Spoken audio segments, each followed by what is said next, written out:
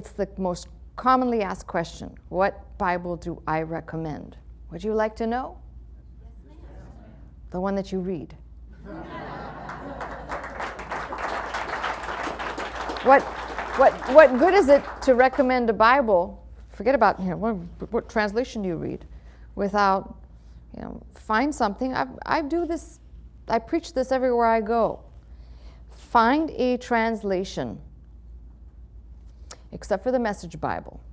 Find a translation that you can read on your reading level. That's what most people don't understand, is the highest difficulty of reading in the reading level is the King James Bible, partially because of the Old English, partially because of just the nature of the way this Bible is put together.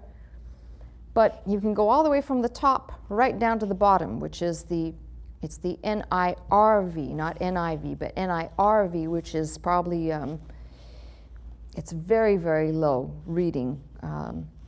Probably maybe someone who's got a less than high school education. That'd be a good Bible for them. But I tell people, find a Bible that you can read, that you can at least wrap your mind around the principles that are there, and then move up. And as you do so, also find someone who can open up the Word in the language that the Word was written in, because every single English translation has the same, well, they've all got different issues, but they're all problematic because they're in English. Now, this has never been said before here like this, but even the King James is problematic, not just because it's old English. I still use the King James. That's my Bible of choice. But it's still got some issues, and the issues stem from words that are no longer used. We've abandoned some of the words that in the way and method they were used in the 1600s are not being used now. You've got a problem with translation at the time when, and culture, when it was still a man's world.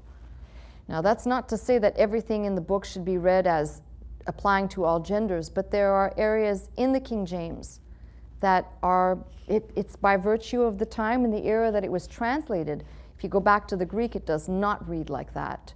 And I've made reference to these many times before, where people will make doctrine and say, for example, either women are not permitted to speak, or there are some issues with women, but the reality is that basically makes the whole idea of God pouring out His Spirit, which is what the book of Joel tells us, which is the day of Pentecost, makes it basically, okay, I'll pour out my Spirit upon all flesh, as said by the prophet Joel, but women, you still have to keep quiet. It's kind of nonsensical.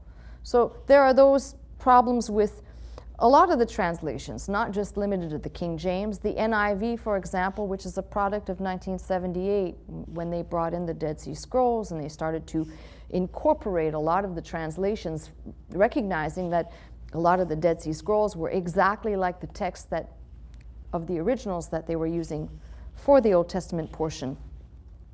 But there are still translation issues no matter where you turn in the English language. So my best advice to you is find a translation you will read, recognizing it is English, that it is not the precise language of Greek. Find a translation that you will read, move up, and then if you can apply yourself to find someone who will open up the Word in both Hebrew and Greek, who is able to not only say what it says, but open it up to a deeper level. And that brings me to saying a comment on what I pointed out today in the service, trying to stay away from too much translation for those people who are not able immediately to understand all of that. Really, really carefully.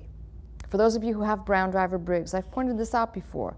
Even a word as common as Israel, which if you're not careful with where the dot goes on the S, you may have another interpretation of that word, which is actually not a true interpretation of that word.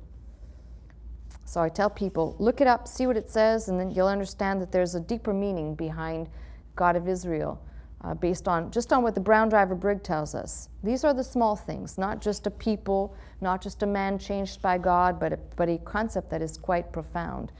I know my Hebrew students all have Brown Driver Briggs, so go check it out.